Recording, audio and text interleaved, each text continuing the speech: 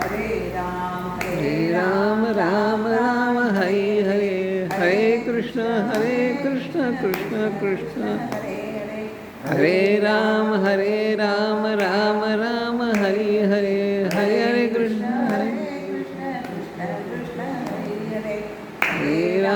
हरे राम राम राम हरे हरे, हरे कृष्ण कृष्ण हरे हरे। राजा प्रभु रामचंद्र महाराज की जय। सद्गुरु श्री समर्थ रामदास स्वामी महाराज की जय। सद्गुरु श्री ब्रह्म चैतन्य स्वामी महाराज की जय। जय जय रघुवीर समर्थ। गणेश शारदा चैव सद्गुरु सज्जनस्तथा आवागदैवतं गुह्यं सर्वं मे रघुनन्दनं। गुरुर्ब्रह्मा गुरुर्विष्णु गुरुर्देवो महेश्वरः, गुरुस्साक्षात् परब्रह्म तस्मै श्रीगुरवे नमः। शुभासारिके पूर्णवैराग्यजाचे वसिष्ठापरी ज्ञानयोगेश्वराचे, कविवाल्मिकासारिखा मान्यायचा नमस्कार माझा सद्गुरु रामदासा।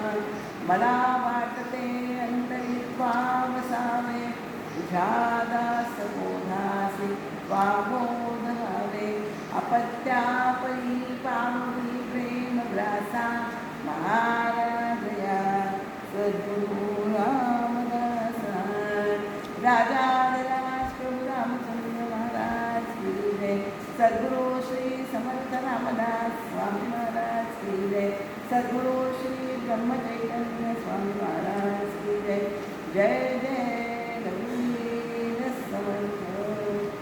श्रीरामांच्या चरणी, श्री समर्थांच्या चरणी, महाराजांच्या चरणी आणि आपणा श्रोत्यास वंदन करून आपण या पुढील विवरणात निरूपणास आज प्रारंभ करत आहोत. आपला दशक तिसरा आपण चालू केलेला आहे. यामध्ये पहिल्या 5 समासामध्ये विषयासक्त माणसाचं चरित्र समर्थाने रेखाटलेले आपण गेल्या वेळेस पाहिलेले आहे.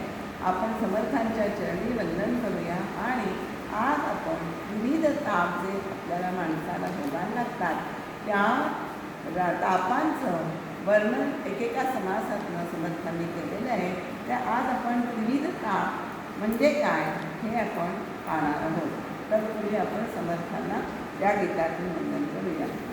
आपणा सगळ्यांना माहितीच आहे की छत्रपती शिवाजी महाराजांचे सद्गुरू हे समर्थ रामदास स्वामी महाराज आहेत. तेव्हा समर्थांनी शिवरायांना जो उपदेश अनुग्रह दिला ते ठिकाण आहे चाफळजवळ शिंगणवाडी येथे. आम्ही ज्यावेळेस समर्थानं ज्या तिथीला समर्थांनी शिवबांना बोध केला त्या तिथीला आम्हाला तिथे जाऊन त्यांचं दोघांचं दर्शन घ्यायचा योग आला आणि त्या ठिकाणी गेल्यानंतर हे काव्यकला सुरू आहे ते आज आपण समर्थचरणी अर्पण करायचं आहे. शिवसमर्थचा भेटीचा दिवस हा वर्णन करणारं हे गीत आहे. आपण म्हणूया.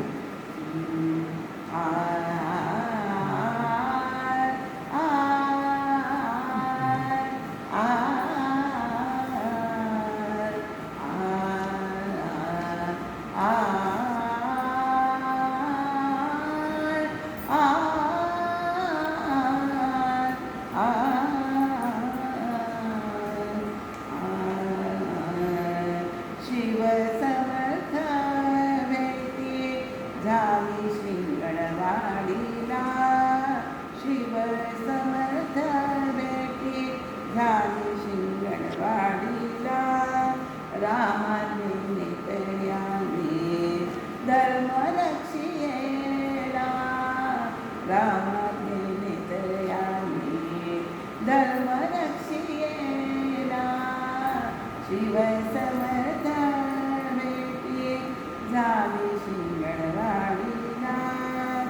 समर्थ दर्शनाचा शिवबाना ध्यास, चैन पाडे त्यांसी रात्रंदिवस. समर्थ भेटी स्वप्नी दर्शन शिवबान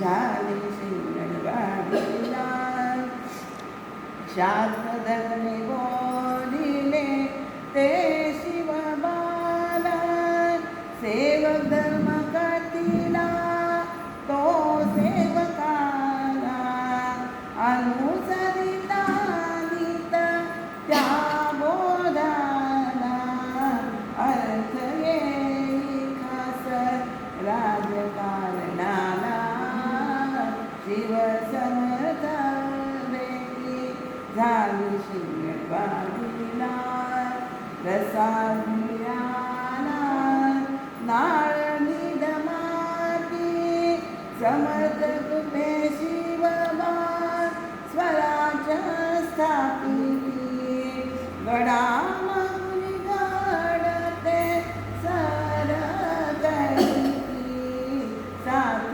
मावळ्यांची नित्य लाभ शिवबाला शिव समर्थ बेटी झाली शिंगणवाडीला आनंद भुवन निर्माण झाले समर्थांचे स्वप्न सत्यात आले पुनश्च भुवनी रामराज आले परकीयांचे भय नूर देणारा शिव समर्थ बेटी झाली शिंगणवाडीला शिव समर्थांचे नीत वंदावे आदर्श तयांचे जीवनी ठेवावे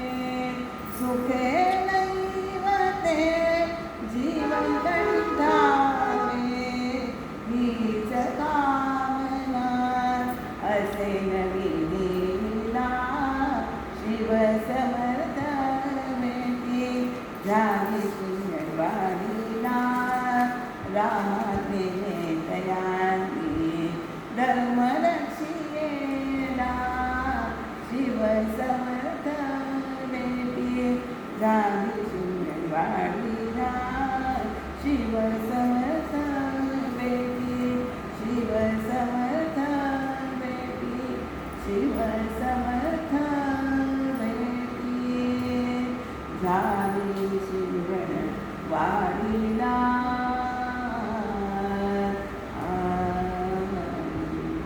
सद्गुरु श्री समर्थ रामदास महाराज की जय छत्रपती शिवाजी महाराज की जय जय जय रघुवीर समर्थ.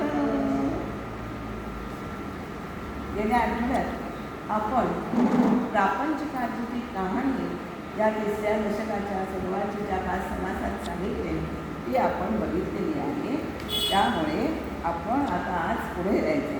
ही कहाणी समर्थांनी काय सांगितली आहे? हा प्रापंचिक जन्माला आल्यापासून ते मरेपर्यंत त्याची ससे होलपट कशी होते हे समर्थांनी आपल्याला या 5 समासातून आपल्याला सांगितलेलं आहे.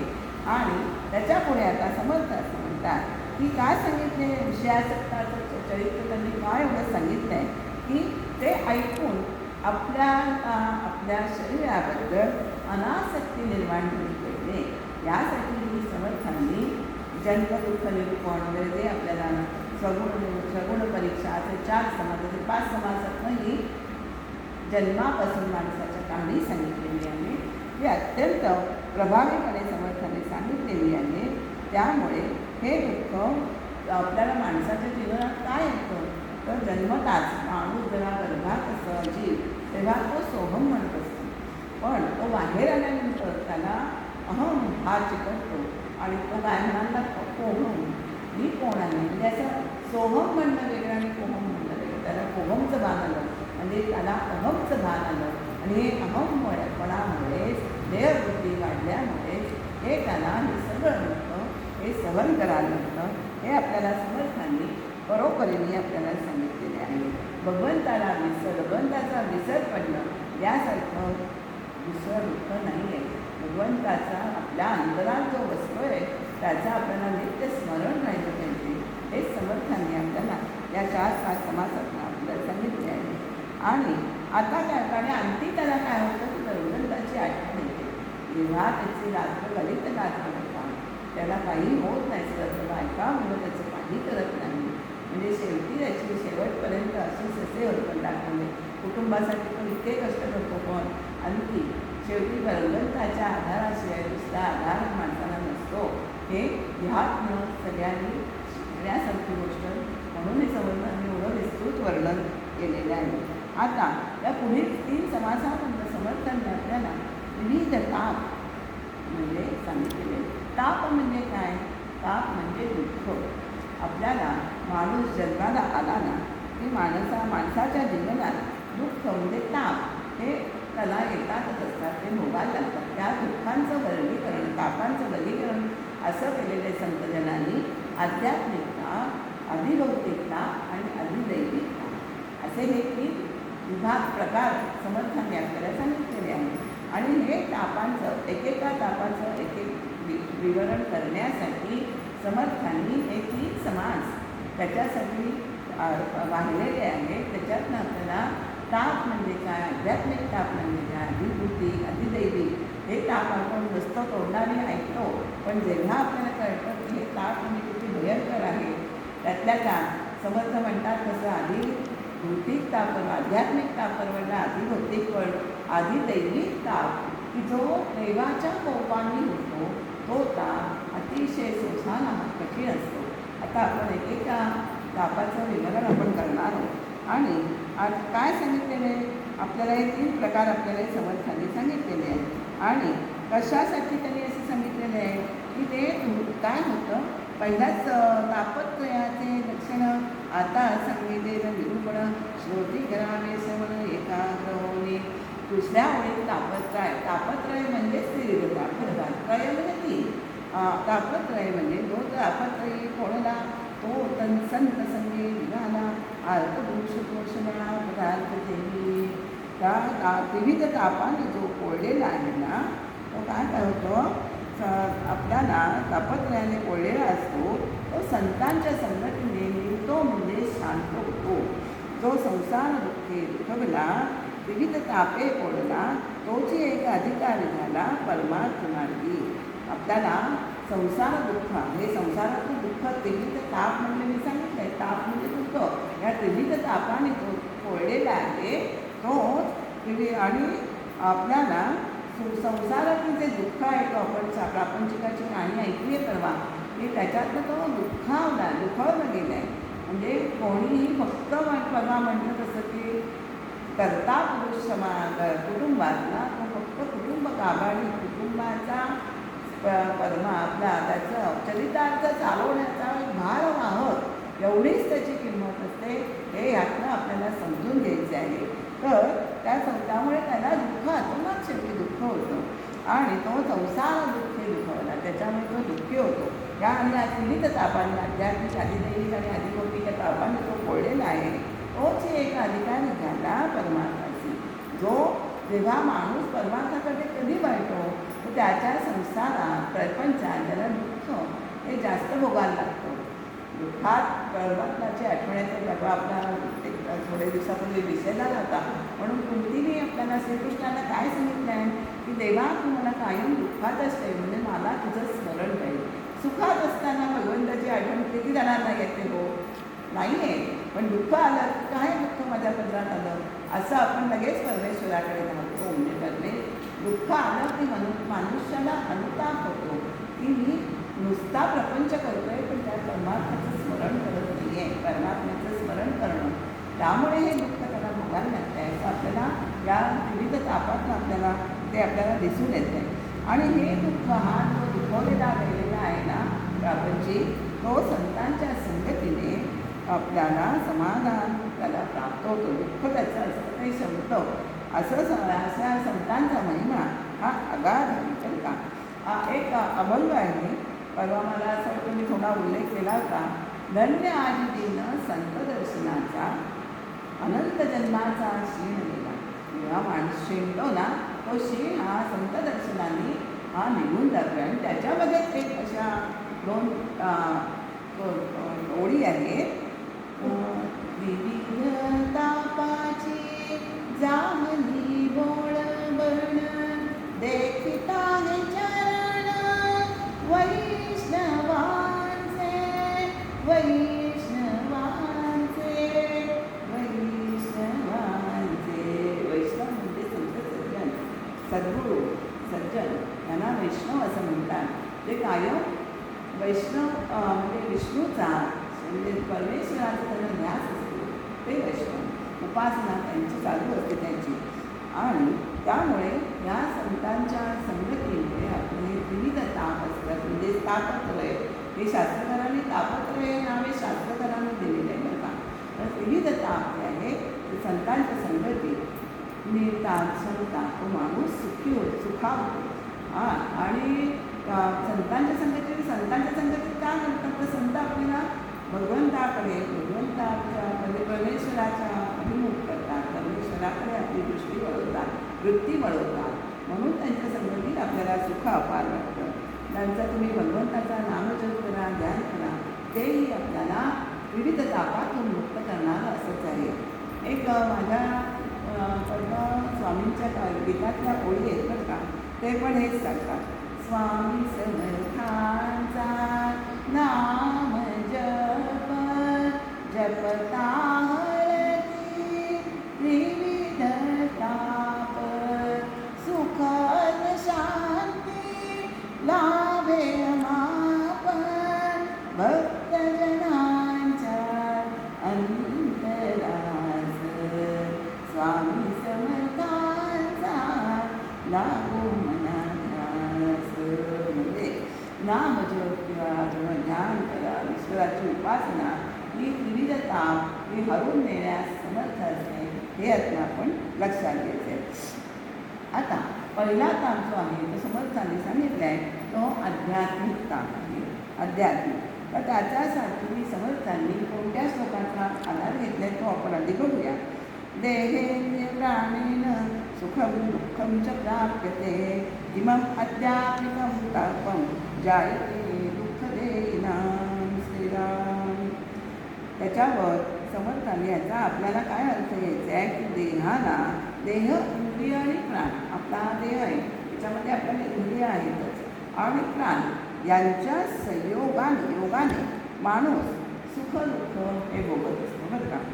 आणि त्यामुळे तो त्रस्त होतो. आणि या तापाला आध्यात्मिक ताप असं म्हणतात. आणि लक्षात काय ठेवायचं, जे दुःख देहातून निर्माण होते आणि इंद्रिय आणि प्राण यांच्या योगाने भोगायला लागते ते त्याला आध्यात्मिक ताप असं म्हणायचे. पुन्हा एकदा सांगते, जे दुःख देहातून उत्पन्न होतं आणि इंद्रिय आणि प्राण यांच्या योगाने यांच्याद्वारे ते भोगायला लागतं त्याला आध्यात्मिक ताप म्हणतात.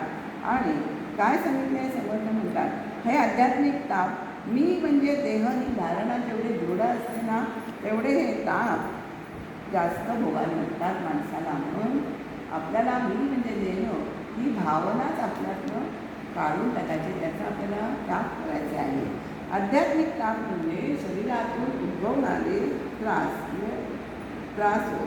आणि इथे काय समर्थांनी म्हटलं आहे की केवळ ताप म्हणजे दुःखालाच ताप म्हटलेलं नाही आहे. सीने दुःख त्याची ओवी आपल्याला असं सांगताय की प्रत्येक देहाला देह, इंद्रिय आणि प्राण यांचे नियोगे आपण सुख दुःख सीने जाणं या नाम अध्यात्मिक असं या नाम अध्यात्मिक या ओवीद्वारे समर्थांनी जवळ 16व्या ओवीपासून 36व्या ओवीपर्यंत आपल्या शरीरात जे रोग उत्पन्न झालेले आहेत ना त्यांची 200हून अधिक नावं या समासात आपल्याला सांगितलेली आहे. किती लोक आपल्या देहात आहे याचं सूक्ष्म निरीक्षण समर्थांचे यातनं आपल्याला दिसून येतं. तर काय म्हणजे त्यांनी काय म्हटलं आहे, दुःखालाच ताप मानलेलं नाही आहे तर त्यापासून होणाऱ्याही सुखालाही आध्यात्मिक सुख दुःख दोन्ही नावाला घेतलेले.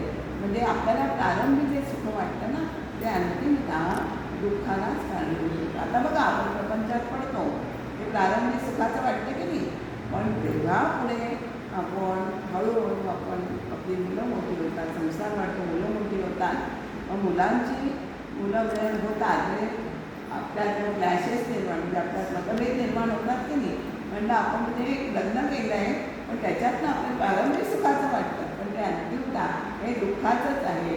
पण आपण हे आपण सगळं ऐकून कोणी संसारात पडत नाही असं नाही, हे नक्की आहे.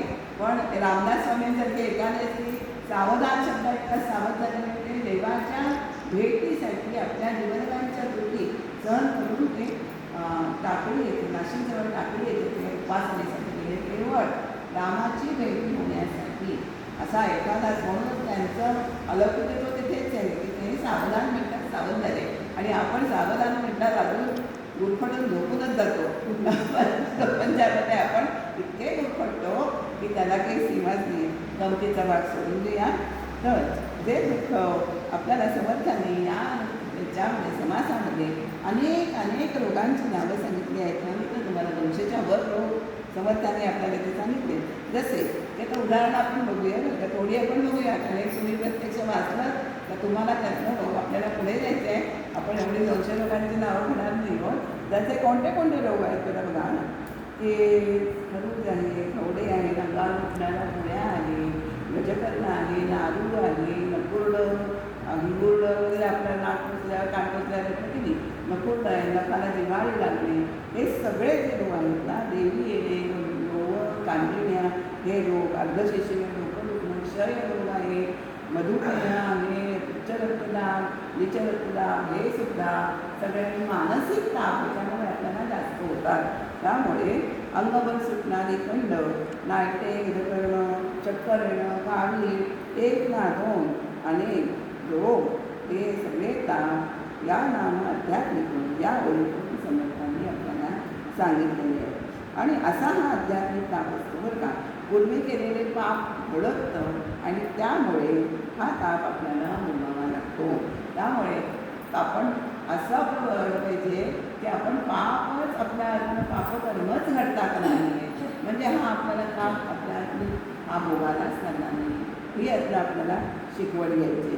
आणि त्याचं वर्णन किती केलं ना तरी तो न संपणारा दुःखाचा सागर, दुःख सागर आहे पाठ. त्याचे वर्णन असे करता किती करणार आणि माणूस का तरी ऐसा आध्यात्मिक ताप पूर्व पापाचा संताप ते सांगता सदैना अमुक दुःख सागर, हा दुःखाचा सागर आहे.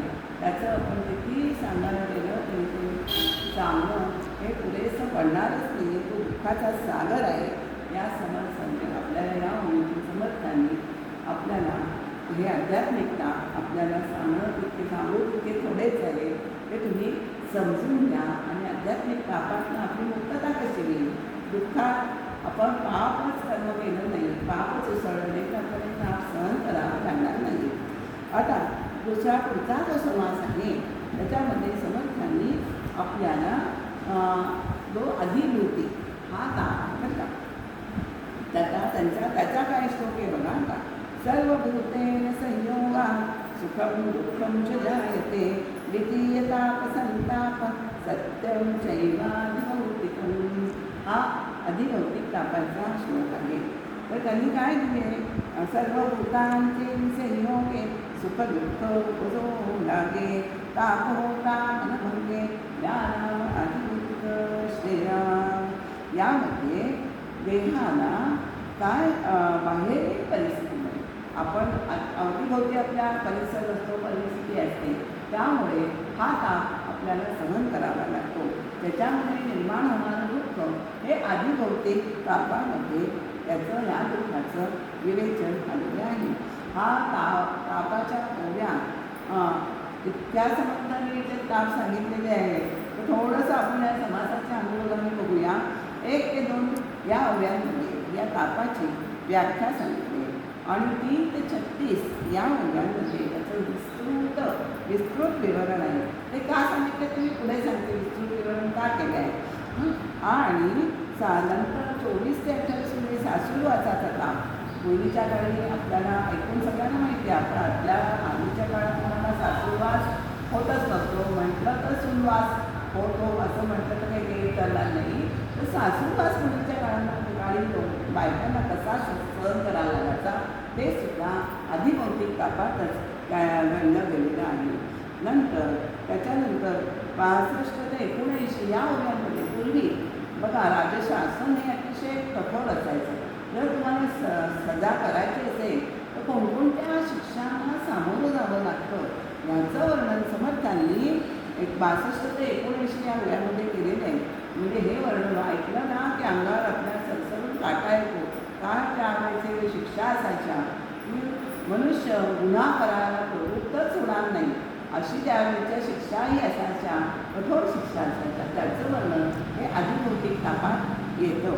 आणि शेवटी 80 ते 87मध्ये त्याच्यामध्ये काय दैवयोग दुर्विपाक माणसातील असं आपण जर मागणतो म्हणजे काय तर माणसाला अकाली म्हणजे लहानपणी आई मरणं किंवा तरुणपणी बायकोचा निवडणं किंवा मग म्हातारपणी तरुण मुलगा आपल्या निवडणं हे सगळं आदिभौतिक तापात येतं बरं का. आणि माणसातील कठोरता निर्दयता यांचं वर्णन आलेलं आहे. माणसाला कसा त्रास देतो याचं वर्णन हे पशुपक्षी तर देतातच, पण तुम्ही त्याच्या वाटेला गेलात तर देतात. माणूस बरी कसा नाही आहे की माणसातील क्रूरता येते कुठनं तर तमोगुण जेव्हा जास्त होतो ना तेव्हा तो माणूस क्रूरतेकडे झुकतो असं आपल्याला दिसून येतं. तर हे वर्णन आलेलं आहे. आणि हे सारे वर्णन समर्थांनी का केलेलं आहे ते कारण आता सांगायचं म्हटलं. जो त्रिविधतापणे पोळला तो परमार्थी योग्य झाला हा सिद्धांत आहे आपल्याला प्रपंचताकडनं परमार्थाकडे जाण्यासाठी. हे विविध तापाने जो पोळलेला आहे ना तोच परमार्थाला योग्य झाला या सिद्धांताकडे नेण्यासाठी हे सहजपणे सगळे हे ताप सांगितलेले आहेत. आदिभौतिक ताप त्याच्यामध्ये आपल्याला सांगितलेले आहे. आणि यामध्ये काय होतं सुखदुःख तर उपजतंच आणि ताप झाला तर मन आपलं ते दुखावतं.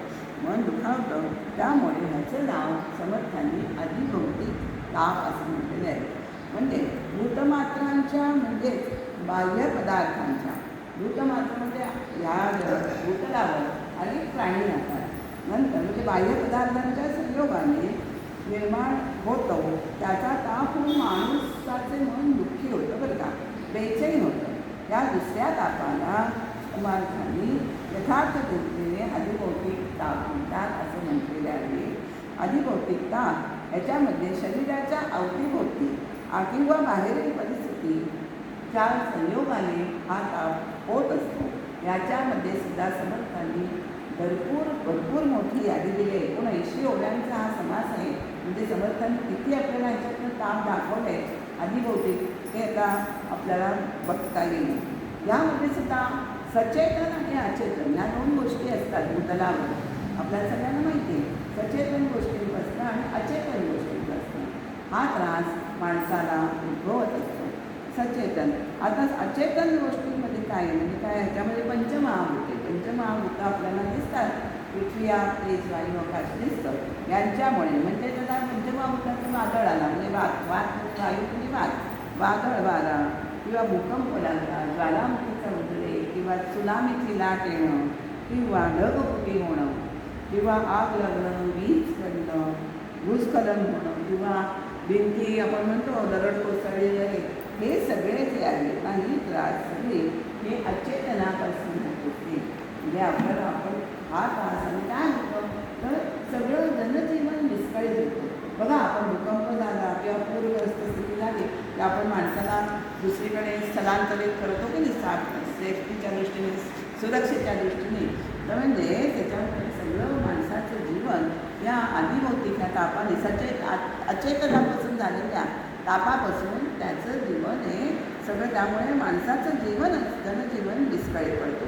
म्हणजे हे ताप म्हणजे काय आहे पंचभूतात्मक पीडा पृथ्वी आग तेज वायू आकाश ही 5 भूत त्याच्यापासून जी होणारी पीडा आहे ती अचेतनामध्ये या आदिभौतिक तापात होते.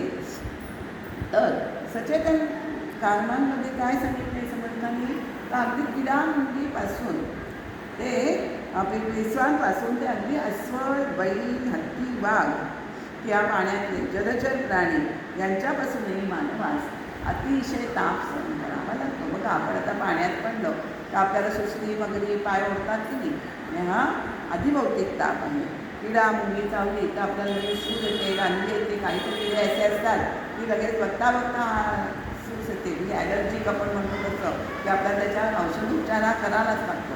तसे तर आणि अस्वल बघितलं ते हत्तीवाघ काय जंगलीच प्राणी आहे, तर ते आपल्याला पण हे जंगली प्राणी जरी असले ना तर ह्या प्राण्यांच्या वाट्याला कोणी केलं तरच ते आपल्या उसळून येतात, नाही तर अन्यथा ते उसळून येत नाही.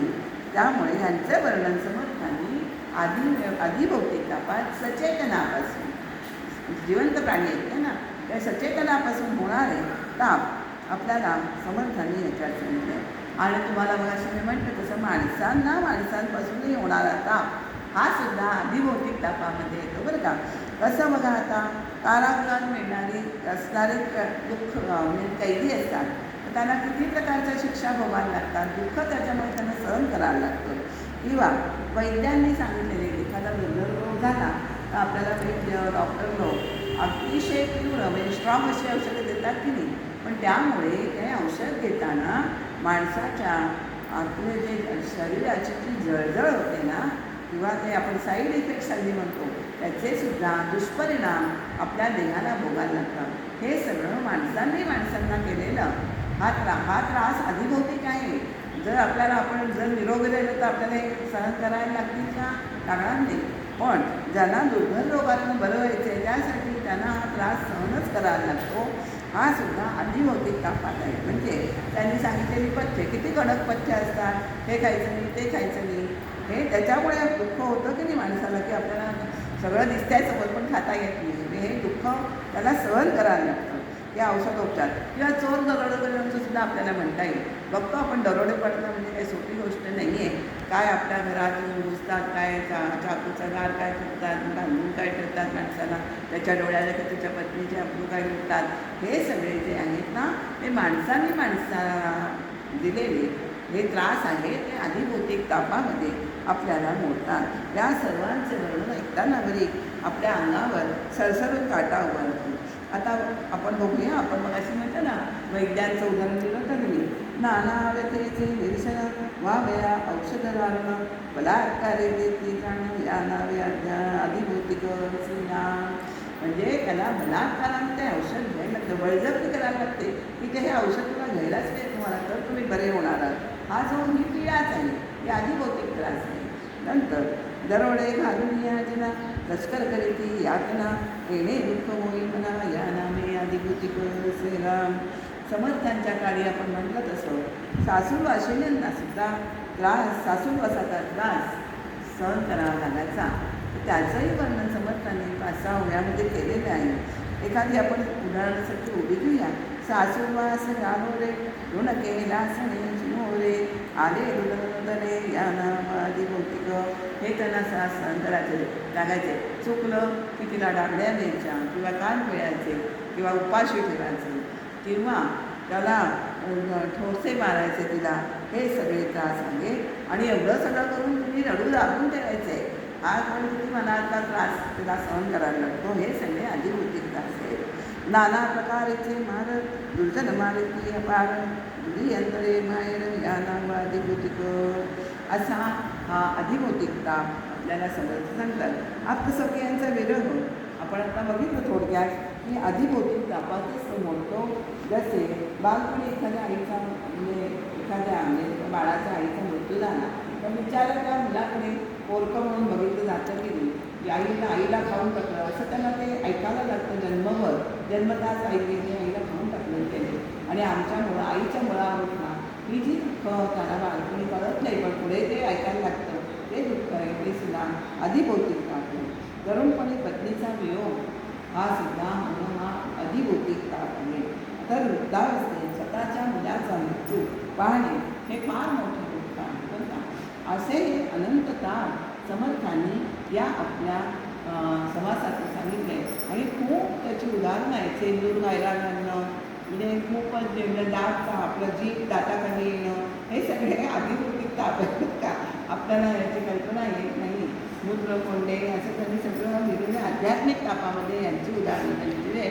आणि सासूरवासाचं उदाहरण वगैरे आपल्याला समर्थांनी या ह्याच्यामध्ये आदिभौतिक तापामध्ये दिलेली आहे. मनुष्यहानी, वित्तहानी, वैभवहानी, महत्त्वहानी हे सगळं अधिभौतिक तापात येतं. बाळपणी परिमाता, तारुण्यपणी मरेकांता, वृद्धपणी मृत्यूसुद्धा नाव अधिभौतिक असं 80 त्यांनी म्हटलेले आहे. त्यामुळे अशासाठी हे अधिभौतिक ताप आहे. तर त्यामध्ये आपल्याला ते अधिभौतिक ताप हे आपल्याला सर्वच सांगतात. ऐसे सांगता अपार आहेत दुःखाचे डोंगर, श्रोती जाणावा विचार अधिभौतिकाचा विस्तार एवढा त्याने सांगितला आहे. याचं कारण काय आहे की या दुःखांवरून आपण परलोकीचे दुःख आपल्याला भोगायला लागणार आहे याची कल्पना यावी म्हणून एवढं सविस्तर वर्णन समर्थांनी या समासातनं केलेलं आहे. आता समर्थ आध्यात्मिक तापावरून काय सांगतात आपल्याला, तर देहवृत्ती सोडण्यास सांगत आहे. तर अधिभौतिक ताप काय सांगितलं तेवढे विस्ताराने, तर आपल्याला जगमिथ्या आहे याही धारणा आपली दृढ झाली पाहिजे. जगमिथ्या ही धारणा दृढ व्हायला पाहिजे की जेणेकरून अधिभौतिक तापांची तीव्रता ही कमी होईल. आणि अर्थातच आपल्याला जे माहीत आहे की जे जे उपजे ते नाचते, जे तुम्ही निर्माण होतं ते नाचणार आहे आणि ते तसा न आहे यातनं आपल्याला सांगितलेलं आहे. त्रिकालाबाधित सत्य आहे. तर आपण या संस्थानामध्ये प्रपंचामध्ये किती गुंतायचं आहे हे आपलं आपण या विवरणावरून आपण लक्षात घ्यायचं आहे की आपण किती गुंततोय, आपण किती आनंद राहू शकतोय हे आत्मपरीक्षण आपल्याला करायचं आहे. आणि मगाशी म्हटलं तसं तर माणसाजवळ तमोगुण जर जास्त असेल तर ही तमोगुणातनं छळण्याची वृत्ती जी माणसाला असते ना ती अत्यंत प्रबळ असते. त्यामुळे हे त्रास अशुभ वासना त्याच्या मनात असतात. अशुभ वासना, विकार, अमंगल विचार हे सगळं आपल्याला जाऊन सकारात्मक भावना आपल्या अंतःकरणात घुसली पाहिजे. आणि असं झालं तरच समाज हा प्रगतीपथावर जाईल. म्हणूनच अधिभौतिक तापांचं एवढं विस्तृत विवरण समर्थांनी केलेलं आहे. आता हे पहिले जे 2 ताप आहेत ते समर्थांनी स्थूल देहाला सहन करायला लागतात. आपण जीवन काय तोपर्यंत हे करा, आध्यात्मिक ताप निरोग राहील की नाही या सचेतन अचानकापासून होणार आहे हे स्थूल देह, आपला हा देह जो आहे तो स्थूल आहे. आपला हा देह पडल्यावर जो देहाच्याही 4 अवस्था आहेत, स्थूल, सूक्ष्म, कारण आणि महाकारण. तर देह आपला स्थूल देह पडला तरी सूक्ष्म देह हा असतो. आणि हे ताप जे अधिदैविक ताप आहे ते त्याला सूक्ष्म देहाला भोगायला लागतात असं समर्थ म्हणालेले आहे. काय आहे, दैवतांच्या कोपाने म्हणजे हा भोगाला लागणारा त्रास म्हणजे अधिदैविक त्रास होय. त्यासाठी अधिदैविक ताप म्हणजे काय, तर बऱ्या वाईट आपण जे कर्म करतो ना या जन्मात ते त्याचे बरं वाईट फळ भोगायला लागणं त्याला म्हणायचं अधिदैविक ताप. जर चांगलं कर्म केलं तर तुम्हाला पुण्य भोगायला मृत्यूनंतर स्वर्गप्राप्ती होते. आणि नरक यातना जर वाईट कर्म केलं तर नरक यातना या मृत्यूंच्या बळीला म्हणतात ना यामुळे आपल्याला संसार लागतात. तो म्हणजे अधिदैविक ताप आहे. तर आपल्याला केलेल्या कर्माचे फळ हे केव्हा तरी कुठेतरी हे भोगायलाच लागतं बरं का. तर या जन्मी तरी भोगायला लागेल किंवा मृत्यूनंतर भोगायला लागेल किंवा पुढच्या जन्मी हे तुम्हाला फळ हे भोगायलाच लागणार. केलेल्या कर्माचं फळ भोगायला लागणार. हा कर्मविपाक सिद्धांत शास्त्रावरतीचं नाव आहे कर्मविपाक सिद्धांत. कर्म केले की त्याचं फळ हे भोगायला बरं वाईट फळ हे तुम्हाला भोगायलाच लागतं.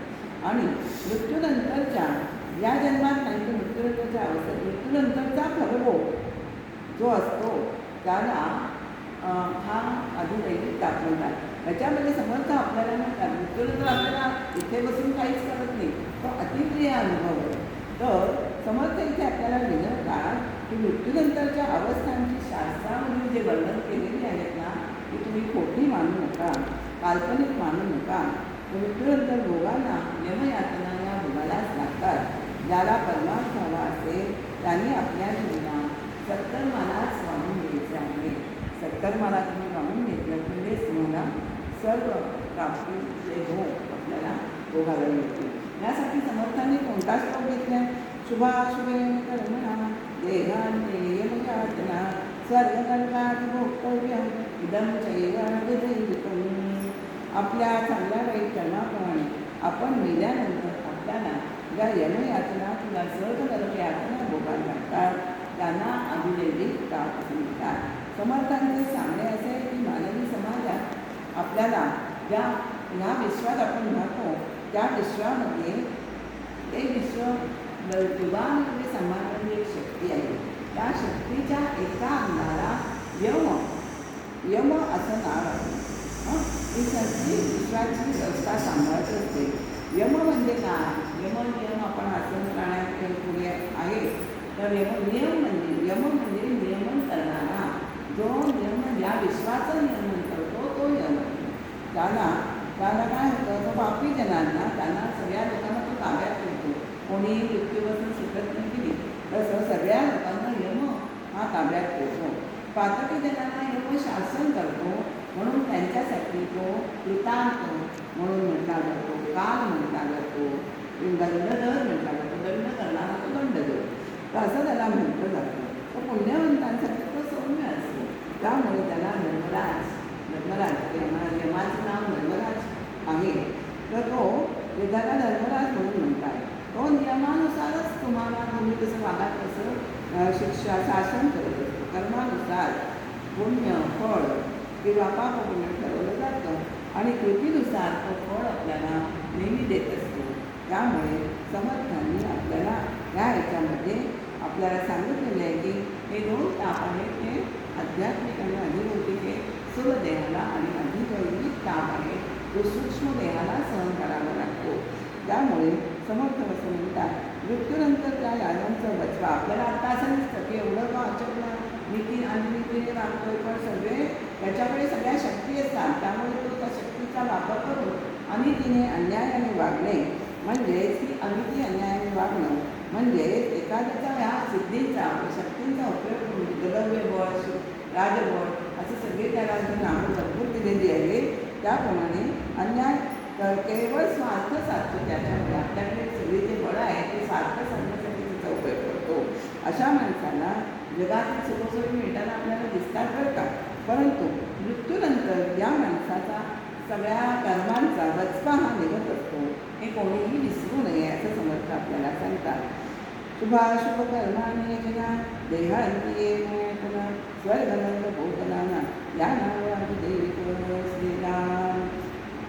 स्वर्गनरक मग हे फळ या जन्मी तुम्हाला मिळेल किंवा पुढच्या जन्मी मिळेल किंवा मृत्यूनंतर या पुढच्या जन्मी माणसाला भोगावंच लागतं. शुभकर्माचे फळ म्हणून स्वर्गभोग आणि पापकर्माचे फळ म्हणून नरकभोग. अशुभ कर्माचे कर्म कोणतेही असलं ना तरी ते सकाम नसावं. इथे आपल्याला ही शिकवण समर्थाने दिलेली आहे. अपेक्षा धरून तुम्ही कर्म केलं तर ते बंधनात टाकणारं कर्म करतं आणि निष्काम कर्म केलं तर ते तुम्हाला कर्मबंधनापासून मोकळं करतो. तो माणूस वासनारहित कर्मबंधनातून मोकळा झाला म्हणजेच त्याची पुनर्जन्मापासून जन्ममृत्यूच्या चक्रातून ही सुटका होते. हीच आदिदैविक तापाची शांती आहे असं आपल्याला समजून म्हणतात. ओवीनुसार या समासाचा आराखडा असं समजता येईल की 1 ते 2 यामध्ये ताना आदिदैविक तापाची व्याख्या, 13व्या होईपर्यंत त्या तापाची कारणे कोणती आहे, ती का भोगावी लागतात त्याचे वर्णन असून आणि 14 ते 27मध्ये याचे विस्तृत विवरण केलेले स्पष्टीकरण केलेले आहे. आणि पुढच्या 2 याच्यामध्ये या समासाचा समारोप करून पुढचा समासात काय सांगितले आहे. आणि इथे आपल्याला स्वर्ग आणि मृत्यू आपण बहुतेक वेळा आपण उल्लेख केला, पण समर्थ म्हणतात स्वर्ग आणि या मृत्यू नुसत्या कल्पना नाही आहे. देहांत समयी माणूस जी यातना भोगतात ना ते काही त्याला कल्पना नाही आहे. देहांत समयी माणूस या यातना भोगतो त्या स्वर्ग आणि आलं ही स्थानांची नावे नाही आहे. तर स्थूल देह पडल्यानंतर ज्या सूक्ष्मदेहाला अवस्था प्राप्त होतात त्यांची अदृश्य अवस्था आहे. स्वर्ग आणि नरक अदृश्य अवस्था आहे. आणि त्याला आणि हा माणूस ज्यांचं प्रारब्ध संपतं म्हणजे जन्ममृत्यूचे चक्र संपल्यानंतर त्याचं अर्थात प्रारब्ध संपतं. वासना म्हणजे सगळं जन्ममृत्यूचं चक्र निर्वासन होतं. म्हणजेच वासनामुक्त झाल्यावर तुम्हाला काही मृत्यूनंतर तो आत्मस्वरूपात येतो आणि त्याचे जन्ममृत्यूचे चक्र संपते आणि जन्ममृत्यूची सुटका होते आणि हाच मोक्ष आहे असं समर्थ आपल्याला सांगतात. ज्याला परमार्थिक साधनाद्वारे मोक्षापर्यंत जायचं आहे ना, त्याने प्रत्येक कर्म करताना हे सजग राहायचे आहे, जागृत राहायचं आहे. त्यामुळे कर्मनिरपेक्ष भावनेने प्रत्येक कर्म केलं तर आपल्याला कर्माचं फळ भोगायला लागणार नाही. तर असे कर्म केले तरच समाज येथे स्वर्ग निर्मिती करू शकेल, असं आपल्याला या समासातून शिकवण आहे. याही समासात समर्थांनी अधिदैविक तापांची नावे दिलेली आहे. आपण आता ती थोडीशी बघून याचं विवरण संपू. आज जरा होणार होतं, मला माहिती होतं, त्यामुळे आपण थोड्याशा देहांची यातना कशा आहेत ते बघणार का आपण थोडंसं वाचूया. जे मर्यादा सांडून चालती ग्रामादंडी ग्रामाधिपती, देशादंडी देशाधिपती, नीती न्याय सांगता. जर तुम्ही मर्यादा सोडून म्हणजे कायदा सोडून वागलात तर ग्रामाचा तो अधिकारी असतो, ग्रामाधिकारी, तो आपल्याला दंड करतो. जर ग्रामाधिकाऱ्यांनी त्याची मर्यादा सोडली तर देशाधिपती जो असतो तो दंड करतो. आणि नंतर राजा देशाधिपतीला राजा म्हणजे राजा दंड करतो. आणि राजाने नीतीने वागलं नाही तर त्यांनी नीती नीतीने वागलं नाही म्हणजेच त्याला यमयातना या सोसायला लागतात. राजाला दंड करणारा कोण आहे? तयासी गांधीची यम गांधी, त्याला यम हा त्याला शिक्षा देत असतो. असा ऐसी मर्यादा लागली देवे म्हणून नीतीने वर्तावे, नीती न्याय सांगितला भोगावे यमयातनेसी. ही नीती मर्यादा ती देवाने लावून दिलेली आहे, त्याप्रमाणेच आपण नीतीने वागायचे आहे. नीती न्याय सांगितलं आपण सोडून वागलं होतं यमयातना या ठरलेल्याच आहे. आणि देवे प्रेरिते यम म्हणून अधिदैविक नाम, त्यासाठी देवांनी यमाची योजना केलेली आहे म्हणून त्याचं या तापाचं नाव अधिदैविक आहे. आणि तृतीय ताप हा दुर्गम यमयातनेचा. हा ताप अतिशय दुर्गम म्हणजे कठीण आहे सहन करायला. त्याच्यामध्ये नरकयातनेचं अत्यंत वर्णन केलेलं आहे की आपल्याला ऐकायला सुद्धा कुंभी पाक नरक वगैरे आपण म्हणतो की नाही, की तिथे मग आपल्याला नेतात, तिथे आपल्याला तापलेल्या तव्यावर लोळवतात किंवा चारी बाजूनी हातपाय बांधून होतात, कुंभी पाक नरकात त्याला घालतात. नंतर इतकं ते वर्णन केलेलं आहे. नंतर शिक्षा करतात, अमानुष शिक्षा करणार, यमाचे शासन करण्याचे प्रकारही भरपूर आहेत असं अर्थ आपल्याला सांगितले. आणि शिक्षा करण्याची सामुग्री पण अपार आहे आणि ती पापी लोकांना भोगावेच लागते. त्यामुळे त्यांना मनुष्यलोकी असे आपण आहे. तर या मनुष्यलोकी अनेक प्रकारचे आपल्याला मान सहन करायला लागतात. तर पापी जीवांना काय होतं? यमाचा मान हा त्यापेक्षाही भयंकर फार कठीण आहे. त्यामुळे अधिदैविक नामामध्ये आपल्याला काही वर्णन वाचणंसुद्धा खूप कठीण, आपल्याला क्लेश होतात, ऐकून सुद्धा. तर या यातनेचे प्रकार आपल्याला कर्कश बोलणं, त्याला मारणं, प्रचंड मारलेलं राजदंड वगैरे, जा यमदंड, हे सगळे उदंड आहेत आणि ते दारुण आहे. आणि आध्यात्मिक अधिभौतिक ताप दारुणी विशेष अधिदैविक अल्पसंख्यते काही येतं कळावया बोलणे, असं समर्थांनी सांगून या विविध तापांची आपल्याला समर्थांनी समाप्ती केलेली आहे. विविध ताप आपल्याला समर्थांनी सांगितलेले आहे. या विविध तापांचे वर्णन ऐकून मानवाने योग्य दिशेने जावं, ह्याच योग्य दिशा म्हणजे कुठलं? भक्तिमार्ग, भक्तिमार्गाने जावं हाच समर्थांचा यत्न हेतू आहे. सुख वा दुःख हे भोगूनच संपावं लागतं हे आपल्याला सगळ्यांना माहिती आहे. भोगून संपवताना पुन्हा जन्म आहेच ना, जन्म तुम्हाला आहे, भोगून संपावे, पण जन्म पुन्हा आहेच आहे. तर स्वर्गातले भोग संपले तरी आपल्याला स्वर्गातले भोग संपल्यावर क्षीणे पुण्ये मर्त्य लोकं दिशंती, म्हणजे आपल्याला ते क्षीण पुण्य विषयी झालं संपलं की आपल्याला पुन्हा मर्त्यभूमी त्या जन्म घ्यावाच लागतो. आणि जीव पुन्हा पुन्हा या जन्ममरणाच्या चक्रात अडकतो, त्याला यमयातनेचा त्रास सोसावा लागतो. आणि जन्माला आला की त्याला मृत्यू हा अटळच आहे, मृत्यूशिवाय त्याची सुटकाच नाही. त्यामुळे या तिन्ही सुखांचं तापांचं विविध तापांचं पर्यवसान ज्यात होते तो मृत्यू म्हणून त्याचं मृत्यूवर या 3 तापांचं विवेचन झाल्यावर मृत्यू वेळून पण आपल्याला पुढच्या समासात बघायचं आहे. झालेली विवरण सेवा आज आपण इथे संपूया. थोडासा वेळ जास्त झालेला आहे, पण विविध ताप एकदम सांगितले तर लोकांच्या लक्षात कायमस्वरूपी राहतील म्हणून 3 ताप असं सांगितले. झालेली विवरण सेवा समर्थ चढे